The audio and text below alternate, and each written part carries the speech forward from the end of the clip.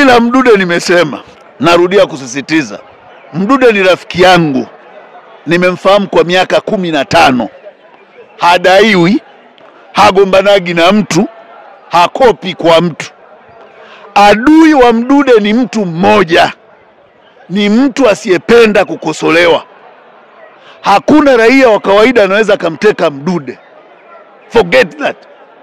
Na nilisema tunaitisha kwa upendo kabisa na kusihi wahakikishe Mdude anarudi salama. Yaani ndio ombi letu. Mdude arudi salama.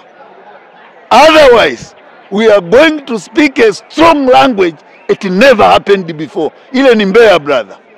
Ile ni mbea na italeta majawabu ya nani anateka Watanganyika. Hii swala la Mdude tusipompata italeta majawabu ya nani anateka Watanganyika. Na nikuhakikishie mimi nimekuja huku kwa ajili ya kikao hiki. Ninaenda, kuna kazi nafanya, narudi Mbeya. Sitaondoka Mbeya mpaka tumepata hatima ya Mdude. Vinginevyo the only thing itakayotuzuia tusipate hatima ya Mdude ni mauti.